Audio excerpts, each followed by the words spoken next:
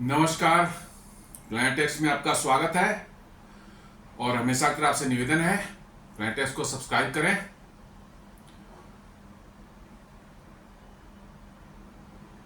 Bell icon को जरूर दबाएं, हमारे वीडियोस को लाइक करें एंड फ्रेंड्स एंड फैमिली के साथ शेयर भी जरूर करें। दोस्तों, आज हम लोग एक ऐसे विषय पर चर्चा करने जा रहे हैं जिसने अभी भारत में और दुनिया में काफी हलचल, भारत में ज्यादा इसकी चर्चा हो रही है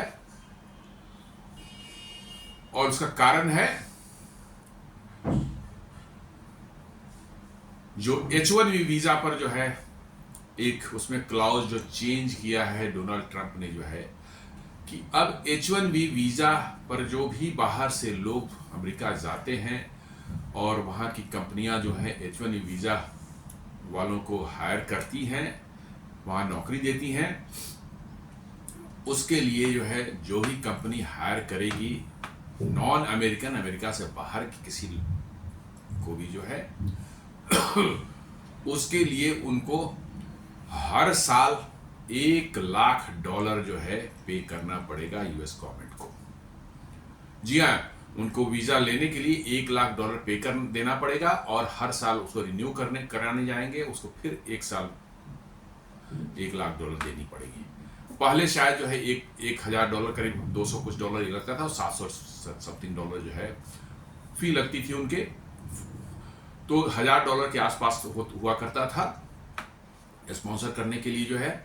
अब उन्होंने कह दिया कि नहीं, अब जो है आपको $1,00,000 एक कैंडिडेट पर देना पड़ेगा और आपको हर साल उसको रिन्यू कराना पड़ेगा। पहले शायद 3 साल पर रिन्यू होता था, अब हर साल रिन्यू कराना पड़ेगा और every time they have to pay $1,00,000। $1,00,000 का यदि इंडियन करेंसी में देखा जाए तो अभी के हिसाब से करीब 88 लाख रुपए पड़ता है। अब क्या कोई कंपनी जो है एक एम्प्लॉय को नौकरी देने के लिए जो है वो 88 लाख रुपए या $1,00,000 जो है उनको पे करेगा? I have a strong doubt, unless कि कोई वैसा रिसोर्स नहीं हो, जो क्रिटिकल रिसोर्स नहीं हो, जिसके बगैर उस कंपनी का बिल्कुल दिवाला निकल जाए, उस कंपनी का काम ही नहीं हो सकता, तब तक ऐसी कोई कंपनी ऐसे किसी को हायर करने की हिम्मत नहीं करेगी। अब H1B वीजा को देख लें। H1B वीजा का बेसिकली हर साल 86,000 वीजास H1B वीजा वहां से इशूज होते थे अमेरिका से, जो है लॉटरी सिस्टम उन्होंने कुछ बना रखा था बट होते थे। उसमें 71% जो है वीजा मिलते थे किनको? भारतीयों को मिलते थे। चूंकि भारतीय ही वहां जाकर सबसे ज्यादा नौकरी करने की इच्छा रखते हैं, पढ़ने जाते। आप स्टूडेंट में देखेंगे, स्टूडेंट आपको भारत से ज्यादा चाइनीज स्टूडेंट वहां मिल जाएंगे आपको। जी हाँ, भारत से ज्यादा चाइनीज स्टूडेंट आपको वहां मिल जाएंगे, लेकिन चाइनीज के साथ ये है कि उसके मेजोरिटी ऑफ देखें करीब करीब सभी वो पढ़ाई करके टेक्नोलॉजी सीखकर जो भी करना है उनको, वो वापस जो है चाइना चले जाते हैं। उनको वहाँ पे चाइना, चूंकि ज़्यादातर चाइनीज कम्युनिस्ट पार्टी के से स्पॉन्सर रहते हैं, सरकार से स्पॉन्सर रहते हैं, उनको जाना ही पड़ता है वहाँ पर। भारत में लोग अपने इंडिविजुअल से जाते हैं, सरकार का इसमें कोई वो नहीं रहता, अपने इंडिविजुअल खर्च से और इंडिविजुअल मनी एफर्ट से जाते हैं और इनकी एकमात्र इच्छा है कि कैसे अमेरिका में जा करके जो है बस जा सेटल हो जाए। ये नहीं कि भैया हम पढ़ाई करने गए हैं, पढ़ाई करके जो है हम फिर वहाँ से भारत में आ जाएं, भारत में काम करें। ये उनके, हम समझते हैं कि 1% भी ऐसे लोग नहीं होंगे जिनमें जो ये इच्छा जताएं कि हम भारत में वापस जा करके वहाँ पर जॉब करेंगे या वहाँ पर भी अपना जो है स्टार्टअप शुरू करेंगे। नहीं, ऐसा नहीं है। भारतीयों में एक ऐसी मैंने जगी हुई है, वो प्रवृत्ति बन गई है कि इंडिया उनको खराब लगता है, इंडिया उनके लिए बदबूदार है, गंदा है, सारा कुछ है, बस कैसे मौका मिले और हम भारत से निकल भागे। और उसके उनके और बेस्ट है उनके लिए वही अमेरिका दिखता है, क्योंकि अमेरिका में जो है भाई पैसे मिलते हैं और सुविधाएं हैं और जो है ऐश मौज के जो वहाँ साधन हैं वो भारत में चाहे कोई और देश नहीं मिलता। इसलिए जो सब के सब जो है अमेरिका पहुँचना उनका मेन काम है। और एक बार अमेरिका पहुँच गए तो वहाँ से आने का तो खैर सवाल ही नहीं पैदा होता। उसके लिए हर कुकर्म कर लेते हैं, हर तरह की गलतियां करते हैं, हर तरह के मतलब कि जो है मिसचीफ भी करते हैं अपने वीज़ा के साथ और चीज़ों के साथ, ताकि उनको किसी भी तरह से जो है अमेरिका से बाहर नहीं किया जाए। और ये बहुत बड़ा एक कह सकते हैं कि एक निगेटिव मतलब मैं मानता हूँ इसको, कि भारत में इतने दिनों तक सारी ज़िंदगी गुजारी उन्होंने, और भारत से इतनी नफरत की छोड़ करके जल जाए, भारत में रहने की इच्छा नहीं हो। क्या बेंगलोर और पुणे में, हैदराबाद में, मतलब कि जो गुड़गांव में, चेन्नई में, ये सब जो आईटी कंपनीज हैं, क्या उनमें जो काम करते हैं उनकी ज़िंदगी मतलब कि जो है कोई खराब है क्या? नहीं, बहुत अच्छी ज़िंदगी जी रहे हैं, सब अच्छे अच्छे मकान ले रहे हैं, सबके पास अच्छी गाड़ियां हैं, बढ़िया हैं, वीकेंड में छुट्टियां मनाने जाते हैं, सब कुछ जाते हैं। लेकिन नहीं, एक माइंडसेट बना हुआ है अपने, एक क्लास ऑफ पीपल भारत में, जो ऐसे क्लास ऑफ पीपल जो है, लोग हैं, उनका एक माइंडसेट बना हुआ है कि नहीं, अमेरिका तो है ही वही अल्टीमेट है, भारत में तो कुछ है ही नहीं, सब कुछ खराब है, सारी व्यवस्थाएं खराब है, एवरीथिंग मतलब कि जो है रॉटन है, इसलिए हमको अमेरिका जाना है। और इसलिए जो है H1B वीज़ा में जो है ये 71% जो इंडियंस दिखते हैं, इसका एकमात्र कारण वही है, क्योंकि लॉटरी से निकलता है। आप इस बात को जान लीजिए, जितने स्पॉन्सर कंपनियां करती हैं उनको सब में लॉटरी निकाला जाता है, और लॉटरी में करीब करीब 71% भारतीय। इसका मतलब कि स्पॉन्सर भी भारतीय का ही होता होगा मैक्सिमम का, तभी तो 71% लॉटरी में आता है। चाइनीज स्टूडेंट्स भारतीय से ज़्यादा है, लेकिन वो बहुत नौकरी में बहुत कम नज़र आएंगे आपको। क्यों? वो वापस चले जाते हैं। नहीं, भारत वाले जो है उनको तो किसी तरह से भारत से जान छुड़ानी है, किसी भी तरह से जो है जान छुड़ा करके भारत से जो है उनको निकल जाना है। ये उनका माइंडसेट जो है बना हुआ है, और दैट माइंडसेट आप कह सकते हैं कि आज उनको जो है वैसे लोगों को बहुत बड़ा झटका लग रहा है, जहां H1B वीज़ा के प्रोसीजर्स को जो है अमेरिका ने रातों रात चेंज कर दिया। अब वो कह रहे हैं कि H1B वीज़ा जो है सिर्फ और सिर्फ वैसे लोगों के लिए जो अल्ट्रा क्रिटिकल हो अमेरिकन मतलब कि इकोनॉमी के लिए, अमेरिकन कंपनियों के लिए जो है एक्सट्रीमली क्रिटिकल हो, तभी हम उनको जो है अमेरिका में लेना चाहेंगे। और इसीलिए जो उन्होंने जो है वीज़ा का फी जो बढ़ाया है, just to discourage the companies for hiring the outsiders for their companies. उसके पीछे जो लॉजिक दिया जाता है, उनका जो लॉजिक है उसके पीछे का हिसाब जो है, बाहर के लोग जो है आते हैं, अमेरिका के लोगों का जॉब जो है, अमेरिकन जो है वहाँ पर उनका जो है जॉब वो खा जाते हैं, अमेरिकन को जॉब की समस्या होने लगती है, और इसलिए जो है इसको रोका जाना चाहिए। इनफैक्ट जो है उनके ये जो है ट्रेड सेक्रेटरी है हॉवर्ड लुटनिक जो है, उन्होंने तो इतना तक कह दिया कि भैया ये H1B वीज़ा जो अभी तक जो सिस्टम चला था ये फ्रॉड है। जी हाँ, उन्होंने खुलेआम इस प्रोसेस को बोला कि ये फ्रॉड है। तो आप अंदाज़ा लगा सकते हैं कि वहाँ किस तरह का की मतलब कि H1B वीज़ा को लेकर किस तरह की उनकी मतलब की सोच बन चुकी है। और अब उन्होंने शायद सोच लिया है कि H1B वीज़ा वालों को जो है भैया दफा करो भारत से जो है। तो Trump signs proclamation imposing $1 lakh fee for H1B visa application. जी हाँ, ये आपको $1 लाख फी हो गई है। ये देने से आपको मिल जाएगा, इसी कारण आप अप्लाई करेंगे, अभी अप्लाई करते समय आपको $1 लाख देना पड़ेगा। ये जरूर होगा उसमें, ये मैंने नहीं पढ़ा, लेकिन जरूर होगा कि नहीं मिलेगा तो ये सारे आपको वापस कर दिया जाएगा, मैंने कंपनी जो भी अप्लाई करेगी उसको जो है, लेकिन हमने कहीं देखा नहीं उसको। तो $1 लाख जो है एक एक आदमी को हायर करने के लिए जो है देना पड़ेगा, किसको? अमेरिकी सरकार को। और ये देगा कौन? वहाँ की कंपनियां। ठीक है, इंडिविजुअल भी कह सकते हैं, कंपनी को कोई ऑफर दे सकते हैं कि यदि उतने सक्षम है, उनके पास उतना पैसा है, तो वो दे सकते हैं कि मतलब कि जो है हम इसको जो है कंपनी नहीं पे करेगी तो हम पे करेंगे, ये कर सकते हैं।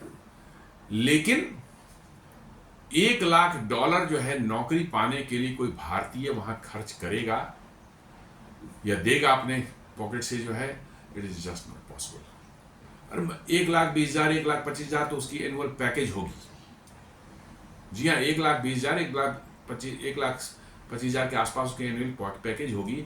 उसमें से वो $1,00,000 हर साल अपने वीजा के लिए कैसे दे सकता है? फिर तो सर्वाइव ही नहीं करेगा अमेरिका में।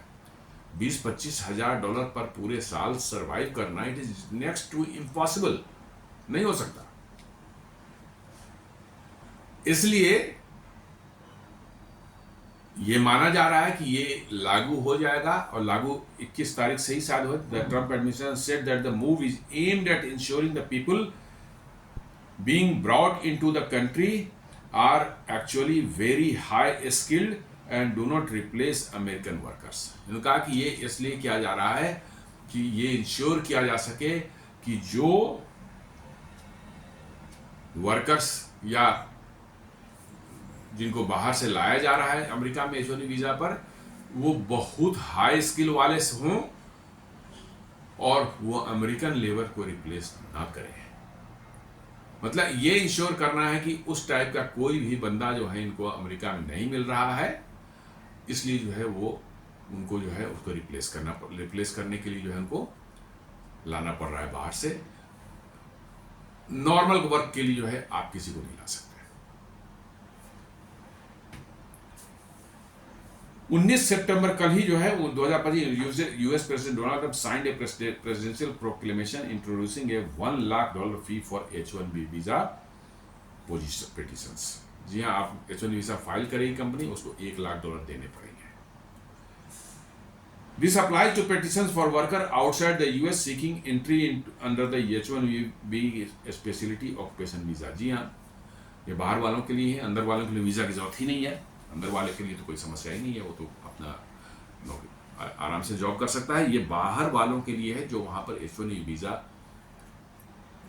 पर जाते हैं, तो जो पिटिशन जो डाला जाता है H-1B वीजा के लिए जो है, उसके साथ जो है $1,00,000 जो है देना पड़ेगा। The measure is justified by the administration as necessary to curb abuse of the H-1B program। जी हाँ, ये कह रहे हैं कि H-1B प्रोग्राम का बहुत अब्यूज हुआ है पास्ट में, इसलिए जो है उस अब्यूज को रोकने की कोशिश की जा रही है। आपने देखा होगा कुछ साल पहले, हमें लगता है 7-8 साल पहले की बात है या 10 साल पहले की बात है, एग्जैक्ट मैं नहीं रिकॉल कर पा रहा हूँ, कि भारत की कंपनी जो TCS पर एक केस हुआ था वहाँ पर कोर्ट में। वहाँ पर कुछ 3-4 या जो है अमेरिकन थे, वो TCS की जो अमेरिका में जो उनका जो ये है ऑफिस है, वहाँ काम करते थे वो, और उसको रिप्लेस किया था TCS ने भारत से H-1B वीजा पर लोगों को बुला करके जो है इन्होंने वहाँ पर उनको रिप्लेस किया था।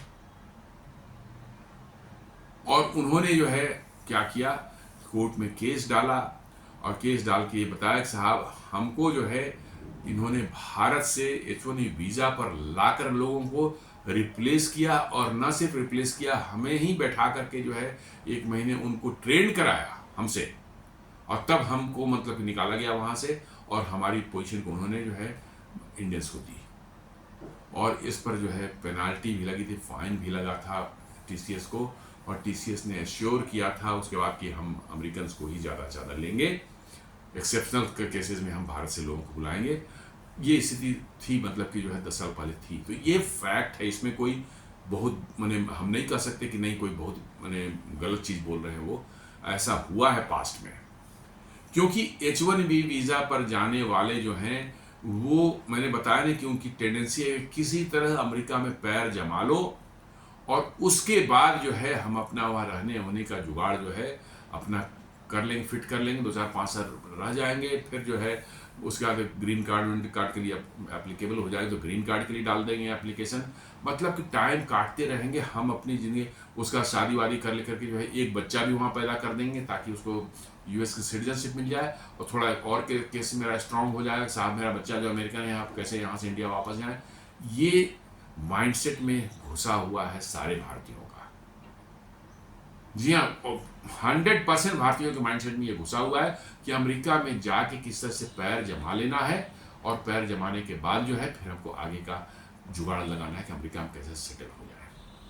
और ये हुआ है पास्ट में, और इसी पर जो है कोर्ट केसेज ही पास में हुए हैं। इसलिए इस बार जो है वहाँ के सरकार ने कहा कि इसका जो है दुरुपयोग हुआ है पास्ट में, जो है उस दुरुपयोग को रोकने के लिए हमने ये $1 लाख का जो ये लगाया है इस पर जो है।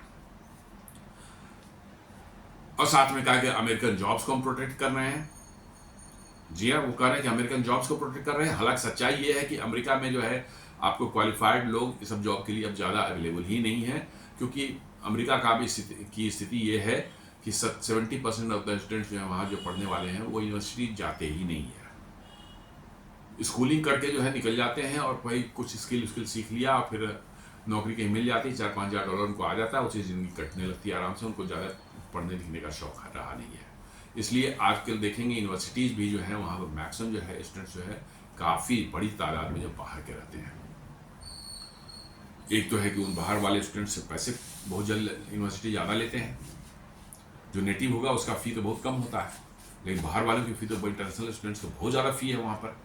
तो ये एक कमाई का जरिया भी हो गया है, प्लस अमेरिकन जो है वहाँ के जो लोकल लोग हैं वो पढ़ाई लिखाई कम ही करते हैं, यूनिवर्सिटी से उनका खास वास्ता नहीं है। तो यूनिवर्सिटी बहुत ज़्यादा आपको देखेंगे भारतीय या दूसरे चाइनीज वगैरह या दूसरे कंट्रीज़ के लोग जो है। तो अमेरिका में लोकल जो मैं बता रहा था कि वहाँ के लोकल रेजिडेंट जो है उनमें अब जिस पर्टिकुलरली हाईटेक क्षेत्र की यदि बात करें तो उसमें काम करने लायक बचे ही नहीं है उतने लोग जो है, मतलब कि जो है उस देश में जो है कि वो आपको फुलफिल कर सकें अमेरिका की रिक्वायरमेंट को। ये सच्चाई है। इसलिए जॉब प्रोटेक्ट करने की जो बात कर रहे हैं तो आप किसके लिए प्रोटेक्ट कर रहे हैं कि where are the people who seek the job of that capability. भाई आफ्टर ऑल ये आपको भारत से लोग जो है जा करके वहां नौकरी कर रहे हैं, कंपनियां उनको स्पॉन्सर कर रही थी, क्यों कर रही थी? कुछ ना कुछ उनको समस्या थी। यदि उनको आसानी से लोकल में मिल रहा था तो why they will go for H-1B। तो ये सच्चाई है।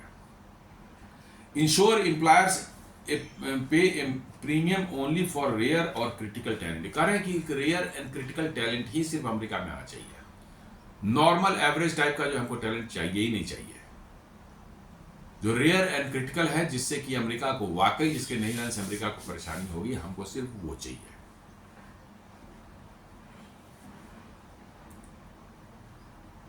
ड्यूरेशन का है 12 months with scope for renewal, means every 12 month जो है उनका 12 मंथ की वीज़ा होगी और फिर रिन्यूअल होगा, रिन्यूअल में फिर $1 लाख उनको देना पड़ेगा। तो ये तो इतना महंगा सौदा इन्होंने कर दिया कि शायद ही कोई कंपनी अब H-1B वीज़ा पर रेयर एंड क्रिटिकल वाले को भी शायद सर्च करे।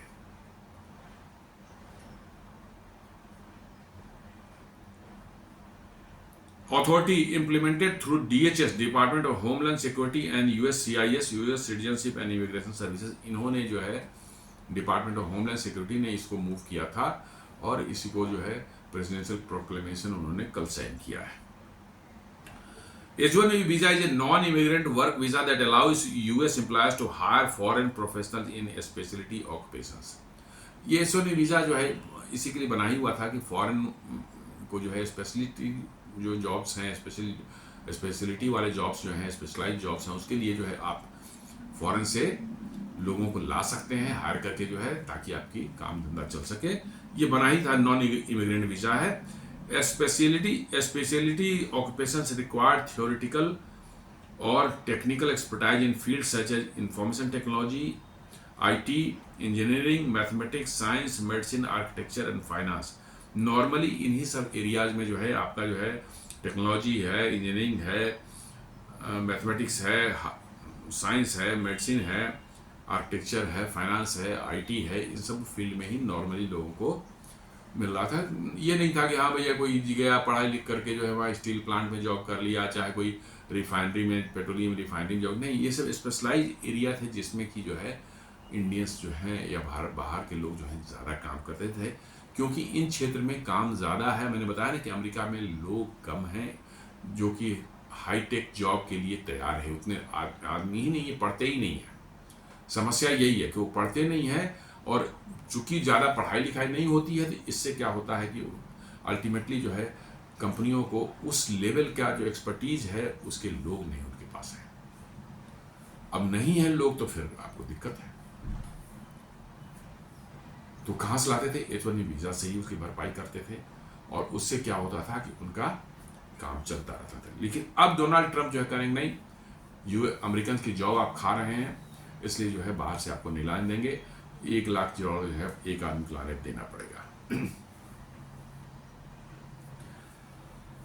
फी अमाउंट जो है पहले जो अभी $1 लाख पर पिटीशन कर दिया है, in addition to existing USCIS filing fees. जी हाँ, जो अभी जो लगती थी करीब करीब $1000 के आसपास में, उसके अलावे ये है, वो तो लगेगा ही लगेगा, ये $1 लाख एडिशनल कर दिया है कि आपको देना पड़ेगा, बाहर से ला रहे हैं इसलिए आपको देना पड़ेगा, ये उन्होंने ऐड कर दिया है, पुराने जो फीस थे उस पर ऐड कर दिया है। एप्लीकेबिलिटी जो है primarily for new petitions for foreign nationals outside the US। जी हाँ, अभी तो ऐसा ही लग रहा है कि प्राइमरली जो है नए जो एप्लीकेशंस होंगे उसके लिए हैं, लेकिन अनसर्टेनिटी जो है सब बनी हुई है। कहते हैं uncertainty remains over whether it will also apply to existing extensions और रिन्यूअल्स। जी हाँ, ये नए वाले को पता लागू है, लेकिन अभी क्लैरिटी नहीं है कि एक्सटेंशंस एंड रिन्यूअल जो पुराने वाले का होगा तब क्या होगा, ये डाउट बना हुआ है, इसलिए लोगों की जो है पसीने छूट रहे हैं।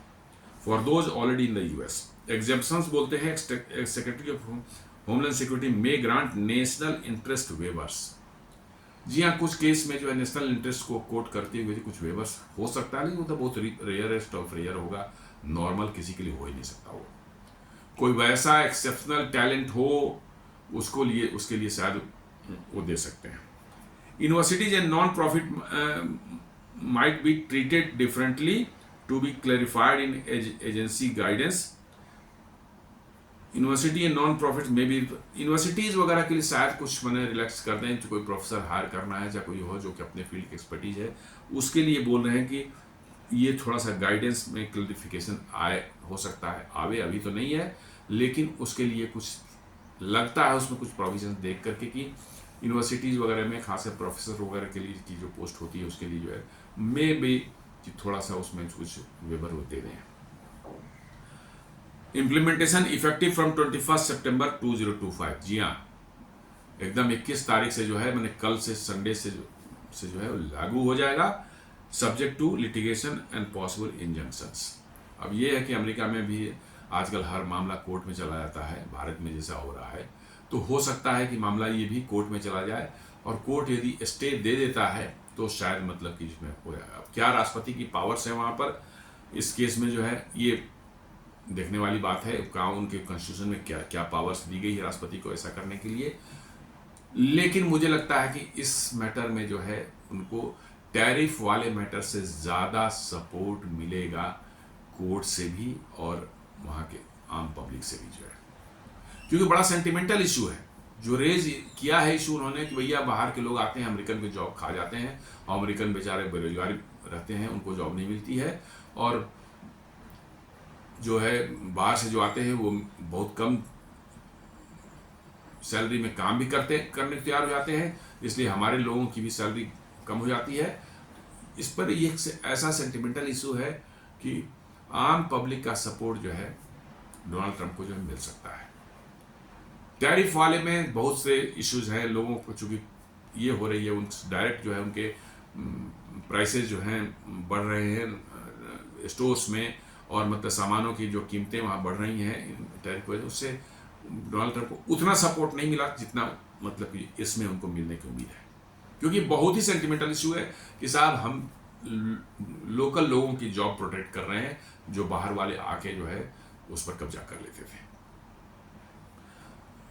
Who pays the fees? By the law, USCIS practice employers oblique petitioners not employee must bear the filing cost। जी हाँ, ये देना है, एम्प्लॉयर को ही देना है। अब ये जरूर हो सकता है कि हाँ एम्प्लॉयर के नहीं, हम नहीं इतना नहीं बियर करेंगे, तो आप कह सकते हैं कि ठीक है हम आपको देते हैं, आप हमारे नाम पर फाइल कर दीजिए, दिस मे हैपन, लेकिन ये देना है एम्प्लॉयर को ही। Therefore, US companies sponsoring Indian professionals will absorb the cost, though they may renegotiate contracts। अब ये है कि भैया वो उनको ही स्पॉन्सर करना है, उन्हीं को पे करना है, तो नेचुरली एम्प्लॉय के साथ भी कॉन्ट्रैक्ट निगोशिएट करके उसकी सैलरी वाली में ड्रास्टिक कट वो कर सकते हैं। लेकिन $1 लाख का अमाउंट इतना ज़्यादा है कि इसमें बहुत ज़्यादा कुछ एडजस्टमेंट की गुंजाइश नहीं है कि आप कहेंगे ठीक है तेरी सैलरी कट करके मैं इसको एडजस्ट कर लूँगा। No, it is just not possible. और वो भी हर साल रिन्यूअल का प्रोविजन जो है वो और अपने आप में खतरनाक है। इंडिया के कंटेक्स्ट में देखें तो India dominate H1B visa programme. जी हाँ, भारतीय जो है सबसे ज़्यादा H1B वीज़ा जो भारतीयों को मिलता है, चूँकि भारतीयों को एक बड़ी चूल है कि भाई सब कुछ छोड़ छाड़ के इंडिया में इतना ख़राब है साहब, इंडिया में रहना ही नहीं है, हमको चाहे जैसे भी हो हमको अमेरिका पहुँच जाना है। अभी कुछ समय पहले देखे होंगे, 5-6 साल या 8 साल 7 साल हो गए, अमेरिका में कुछ फर्जी यूनिवर्सिटीज़ खुले थे। एक उसमें से मुझे याद है ट्राई वैली यूनिवर्सिटी के नाम से था, कैलिफोर्निया में कहीं पर। कोई यूनिवर्सिटी नहीं था, ऐसे ही एक बिल्डिंग के गैराज में जो है एक बोर्ड लगा दिया ट्राई वैली यूनिवर्सिटी जो है। उन्होंने एप्लीकेशन इनवाइट किया, बड़े तादाद में इंडियंस खासकर आंध्र प्रदेश से जो है वो सब जो है वहाँ चले गए। वहाँ पर सिर्फ अपना नाम दर्ज करा लिया कि हाँ आ गए, कोई यूनिवर्सिटी नहीं, कोई पढ़ाई नहीं, और सब वहाँ निकल गए अमेरिका में। कोई फ्लोरिडा चला गया, कोई कहीं चला गया, वहाँ कोई नौकरी ढूंढ करके वहाँ काम करने के लिए। बाद में पता चला तो उनके सब में के है पैरों में जो कॉलर, मतलब रेडियो कॉलर लगा दिया गया था, उस पर एक्शन लिया गया, उनको जो है वापस वहाँ से जो है इंडिया डिपोर्ट किया गया। तो ये इंडियंस को, और ऐसे 3 या 4 यूनिवर्सिटी पकड़े, एक न्यू जर्सी में ही पकड़ा गया था, मुझे नाम नहीं याद आ रहा है। ऐसे 3-4 यूनिवर्सिटी पकड़े गए जो फर्जी बनाए गए थे इंडियंस को लूटने के लिए। इन्होंने लाखों रुपए उसमें उड़ाए अपना एप्लीकेशन देने में, ऐसा फी देने में, फलाना ठिकाना करके जो है। इनको है कि भाई किसी तरह से पैसा दे करके, दाएं बाएं करके, जमीन बेच के, घर बेच कर पैसा दे करके जो है पहुंच जाओ कहाँ, अमेरिका। फर्जीवाड़ा से भी सही जगह पहुंच जाने। आप देख नहीं रहे कैसे इलीगल जो है पनामा के जंगलों से पूरी जिंदगी को दाव पर लगा करके कि कब जिंदा बचे ना बचे, वो पहुंच जा रहे हैं वहां पर, और वहां पर पकड़े भी जा रहे हैं, जेल में भी रह रहे हैं, उनको डिपोर्ट भी बहुतों को किया गया। लेकिन ऐसी चूल है अमेरिका जाने की कि साहब पूछिए नहीं। तो इंडियंस तो मतलब कि जो है उसके लिए कर ही रहे। तो वही बता रहे कि 71% ऑफ द H1B वीज़ा जो है वो इंडियंस ही के लिए ही होता है। ये 2024 का डेटा है। जो 71 जो टोटल वीज़ा मिले थे 86,000 में, उससे 71% जो है वो इंडियंस को मिले थे। Indian IT or consulting firms are major petitioners and depend heavily on H1B placements in the US. Mostly जो है अपने IT कंपनीज और कंसल्टेंसी वाली कंपनी जो है वही मतलब ये हायर करते हैं और भेजते हैं, और वही जो है H1B वीज़ा का इस्तेमाल भी करते हैं। और hence the fee disproportionately impact Indian workers and Indian companies. इसलिए जो है ये जो आपको फी जो लगाया गया है ये तो देना पड़ेगा। यहाँ से जो भेजेगा इंडियन कंपनी, वही जो अप्लाई करेगा वही, तो उसको तो वो तो देगा नहीं। हालांकि ये अमेरिका में भी जो वहाँ जो पढ़ाई जो कंप्लीट कर लेंगे, जो स्टूडेंट वीज़ा पर रहते हैं, पढ़ाई कंप्लीट कर, उनको भी H1B वीज़ा लेना पड़ता है। तो वहाँ की कंपनी को भी ये फाइल करना पड़ेगा, चूँकि आपको हायर करना है इंडियन को, वो अमेरिकन नहीं है, तो ये वहाँ की कंपनी को भी देना पड़ेगा। और भारत से जो जाते थे उन भारतीय कंपनी को भी देना पड़ेगा।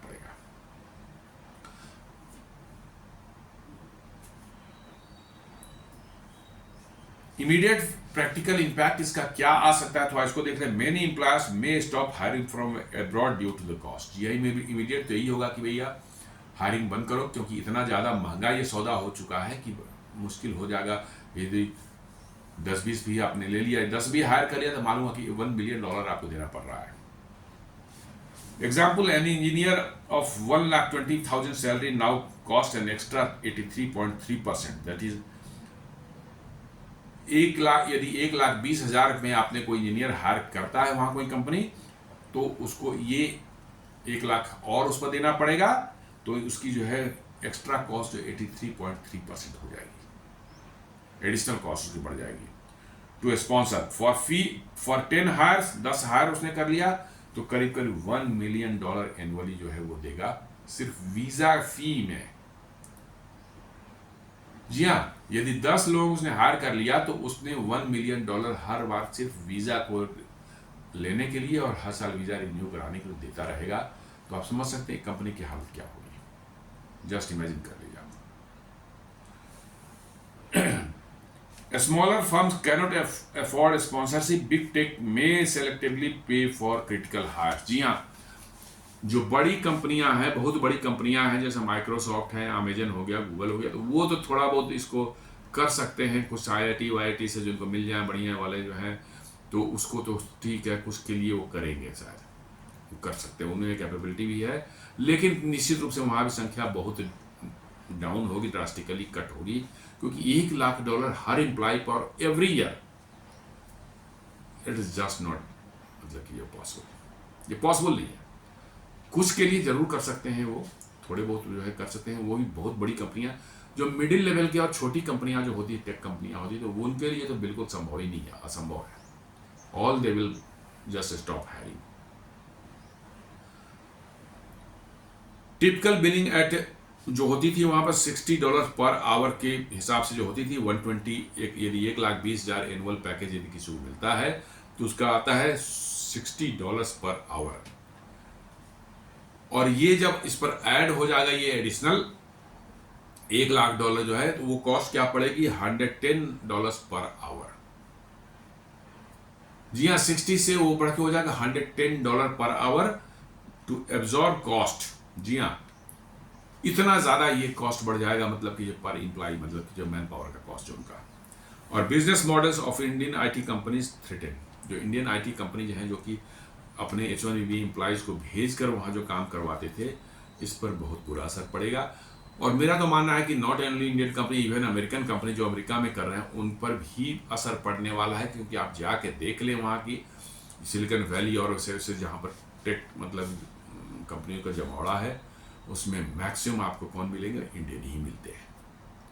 तो इसलिए ये ना कहना कि भाई सिर्फ इंडियन कंपनी को नहीं, वहाँ की कंपनियों को भी ये परेशानी होगी, वो इंडियन को हायर नहीं करेंगे, और देन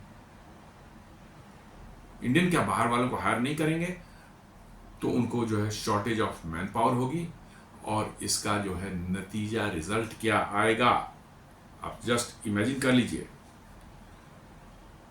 उनको मैन पावर मिलेगी नहीं, और इतने कॉस्ट पर वो हायर नहीं कर सकते, क्योंकि वो बिजनेस मॉडल सस्टेन नहीं करेगा उनका, तो अल्टीमेटली होगा क्या, कंपनियां वहां से अपने एक्टिविटीज, अपने ऑपरेशन धीरे धीरे शिफ्ट कर सकती हैं। ये मैं कई बार अपने वीडियोज में जिक्र कर चुका हूं। कंपनियां जो हैं, चूंकि उनका वहां पर सस्टेन करना मुश्किल हो जाएगा, वो वहां से अपने बिजनेस एक्टिविटीज को शिफ्ट करेंगे अदर कंट्रीज को। आज भारत में आप देख ले, जो बड़ी बड़ी दुनिया की जितनी भी फॉर्च्यून 500 कंपनी जो होती हैं, आप या सभी बड़ी कंपनी को आप लोग उठा ले लें, इनके ग्लोबल कैपेबिलिटी सेंटर जिसको GCC बोलते हैं, वो कहां है, भारत में है। जी हां, यदि गिनती का आप देखेंगे तो 1950 जो है global capability centre Bangalore, Hyderabad, Pune जैसे शहरों में, चेन्नई जैसे शहरों में उनके चल रहे हैं, जहां पर क्या होता है, कटिंग एज टेक्नोलॉजी के रिसर्च एंड इनोवेशंस जो हैं यही होते हैं। उसमें करीब करीब जो है मोर देन 1 मिलियन लोग एम्प्लॉयड हैं इसमें, और ये धीरे धीरे बढ़ता जा रहा है। बता रहे हैं कि 2030 तक जो है ये संख्या 2500 तक हो सकती है, या उससे भी ज्यादा हो सकती है। इसका मतलब यह है कि ये सब एक्टिविटी जो पहले वहां पर होती थी, वो धीरे धीरे भारत शिफ्ट हुई है। अभी मैं पढ़ रहा था मॉडर्न, आज सुबह में ही इकोनॉमिक टाइम्स में एक न्यूज थी, जापान की एक सेमीकंडक्टर बनाने वाली कंपनी है, वो जापान में जो है पहली बार जो है 3 नैनोमीटर का चिप जो है फैब्रिकेट करने जा रही है। और वो चिप डिजाइन कहाँ है, गुड़गांव और बेंगलोर में। 3 नैनोमीटर, आप समझ लीजिए, सबसे एडवांस है 2 नैनोमीटर का जो कि एनवीडिया बनाती है, और 3 नैनोमीटर का चिप जो है वो कहाँ डिजाइन हुआ है, भारत में गुड़गांव और बेंगलोर में। तो इसका मतलब ये सब जो ग्लोबल कैपेबिलिटी सेंटर बनी है, वो यही सब काम कर रहे हैं। और इतने बड़े पैमाने पर इन्वेस्टमेंट है, इतने बड़े पैमाने पर लोग एम्प्लॉयड हैं, तो क्या आपको क्या नहीं, ये नहीं लगता कि उनके नॉर्मल धीरे धीरे और ऑपरेशंस बाहर आ सकते हैं, सॉफ्टवेयर बनानी है, नए मतलब जो है रिसर्च करनी है, वो वहाँ पर क्यों करेंगे जब इतना एक्सपेंसिव हो जाएगा। तो वो चुपचाप अपनी ऑफिस जो है यहाँ इंडिया शिफ्ट कर लेंगे। अमेजन ऑलरेडी जो है, अमेजन का जो है प्लान चल रहा है कि उनका कॉर्पोरेट हेडक्वार्टर जो है दुबई शिफ्ट होगा और उनके ग्लोबल ऑपरेशंस जो अमेरिका से चलती है वो भारत शिफ्ट होगा। वाई? बिकॉज यहाँ पर चीपर उनको पड़ेगा। अभी $1 लाख एडिशनल देके कौन हायर करके अमेरिका में रखेगा? अमेरिकन तो मिलेंगे नहीं, वो तो ड्रग्स वग्स लेकर पड़े रहते हैं इधर उधर जो है। उनको क्या करना है? उनको काम धंधा थोड़े करना है। तो ये सिचुएशन बन रही है। मुझे लगता है कि भारत के लिए जो है, हाँ इंडिविजुअल जो है जिनको अमेरिका का चूल है उनको जरूर दिक्कत होगी, लेकिन भारत के लिए एज ए कंट्री जो मैं मानता हूं कि ये फायदेमंद है। लॉन्ग टर्म में जो है ये सभी बड़ी टेक कंपनी जो है इनको अपने ऑपरेशंस वहां से भारत शिफ्ट करने पड़ेंगे। चीन जाएंगे, इनकी सारी टेक्नोलॉजी चुरा लेगा वो। चीन का तो अपना हिसाब किताब है वहां पर। ये ट्रांसपेरेंसी और एक स्टेबिलिटी जो है ये भारत ही प्रोवाइड करता है। भारत में वो आएंगी और तब देखेंगे आप क्या भारत किस तेजी से रफ्तार से बढ़ता है आगे।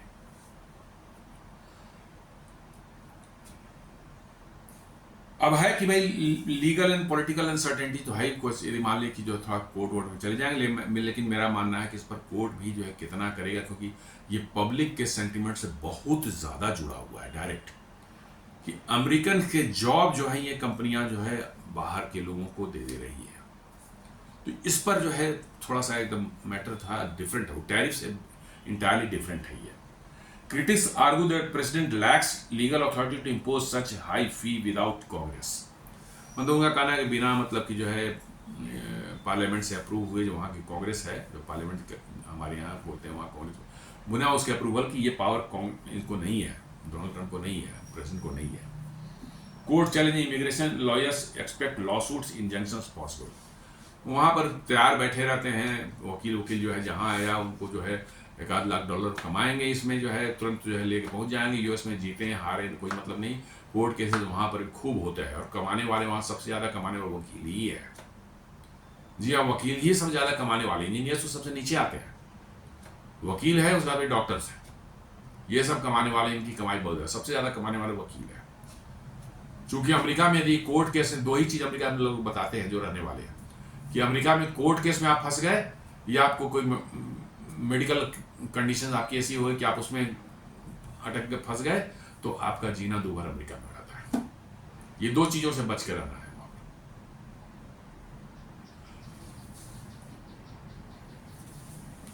तो स्कोप, डिस्प्यूट का स्कोप जो बता रहे हैं कि हो सकता है कि annual versus one time fee पर 3 इयर्स वैलिडिटी जो है, जैसे अभी 3 इयर्स का एक बार में देते हैं, करेंगे। इसको उठाया जाता है कि साहब हर साल क्यों ले रहे हैं आप, एक बार में लेकर के 3 साल की वैलिडिटी दे दीजिए। ये हो सकता है उठ जाए। अभी तक तो एनुअली लिखा हुआ है।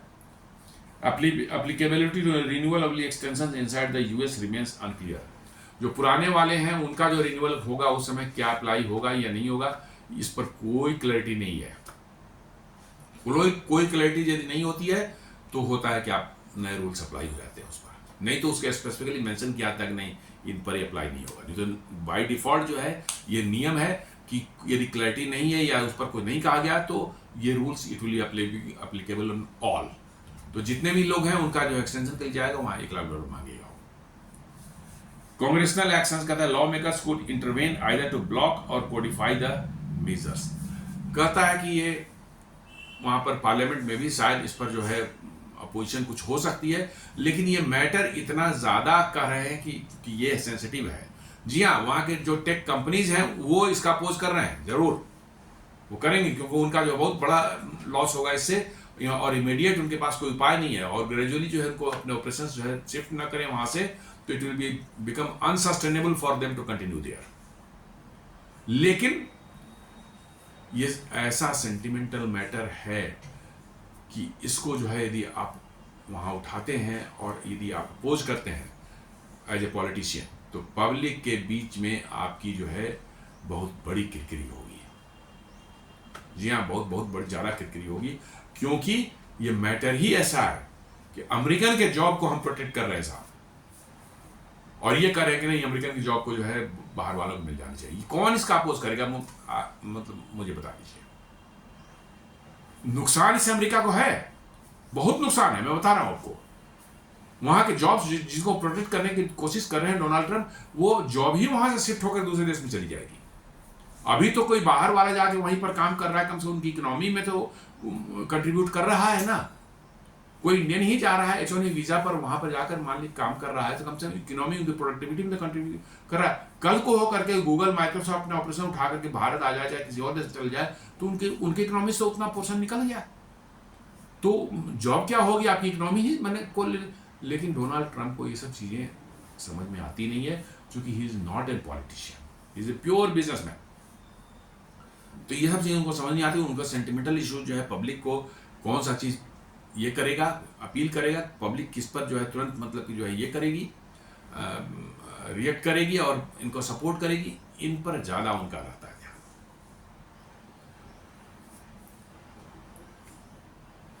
कंसिक्वेंसेस देखा जाता है, H1B visa employers may pivot to remote public offshore work instead of bringing workers into the US. जी हाँ, ऑफशोर वर्किंग जो है अब ज़्यादा होगी, इंडिया को जो है फ़ायदा थोड़ा हो सकता है, वहाँ की वर्क्स जो है यहाँ पर जो है आउटसोर्स भारत में हो सकती है, इंडियन आईटी कंपनीज को इससे फ़ायदा हो सकता है। भारत में इनके जो ऑपरेशन है, जिनके ऑपरेशन अमेरिका में उनको दिक्कत होगी, लेकिन भारत में जो ऑपरेट कर रहे हैं उनको फ़ायदा हो, क्योंकि वहाँ पर जब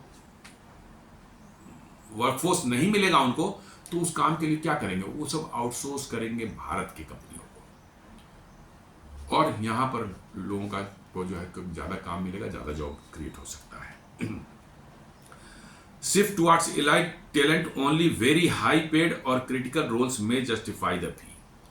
कह रहे हैं कि हाँ ठीक है, बहुत हाई और क्रिटिकल रोल के लिए किसी आदमी को ले रहे हैं, वहाँ उसमें तो ये फी जो है $1 जस्टिफाई होगा, नॉर्मल के तो नहीं हो सकता। Risk of losing foreign talent pipeline especially in tech. जी हाँ, ये बहुत बड़ा खतरा है अमेरिका के लिए, कि आपको फॉरेन टैलेंट जो है खासकर टेक के लिए जो है, टेक इंडस्ट्रीज के लिए जो है, आईटी वालों के लिए जो है खासकर जो है अमेरिका में जो है, जो बड़े आराम से दुनिया में कहीं से भी उठा, जापान हो, इंडिया हो, कहीं से भी जो है उनको मिलता था। आप देखें ना, आईआईटीज में जाकर जो है जितने टैलेंटेड बच्चे हों उसको जो है उनको प्लेसमेंट कर उठा के ले जाते हैं। पढ़ाई भारत में की, भारत सरकार ने खर्च किया, सब कुछ खर्च किया, लेकिन वो चले जाते हैं कहाँ, अमेरिका चले जाते हैं, उनको उठा के ले जाती थी यहाँ से। तो उनको एक झटका लगना है इसमें। इंडिया स्पेसिफिक कंसिक्वेंसेस देख रहे, fewer Indians entering the US workforce. जी हाँ, इंडिया का को बहुत बड़ा झटका लगेगा इसमें, इंडियंस को, इंडिया को नहीं, इंडियंस को बोलिए। Disruption to Indian IT exporters business model. जी हाँ, यहाँ पर जो भारत में भी कुछ आईटी माने एक्सपर्ट्स को एक्सपोर्ट करने का धंधा बना लिया है, भाई कंपनी खोल ली, कुछ छोटा मोटा काम ले लिया, फिर H1B वीज़ा के लिए अप्लाई करके आप पहुँचा दिया अमेरिका, जो है ये भी चलता था मॉडल जो है कुछ, तो उसको बहुत बड़ा झटका लगने वाला है। Increase push towards Canada, Australia and Europe as alternative destination. जी हाँ, अब ये हो सकता है कि काफ़ी लोग जो है अब अमेरिका का सपना छोड़ करके वो ऑस्ट्रेलिया, कनाडा, यूरोप की तरफ भाग, क्योंकि उनको चूल है कि भारत से भागना ही है उनको। भारत में रहने पर उनको तो उनकी बेइज्जती हो जाती है कि साहब इंडिया में कैसे रह रहे हैं आप, इसका मतलब इस आदमी में ना कोई टैलेंट है ना कुछ है, उनको देश छोड़ कर जाना है।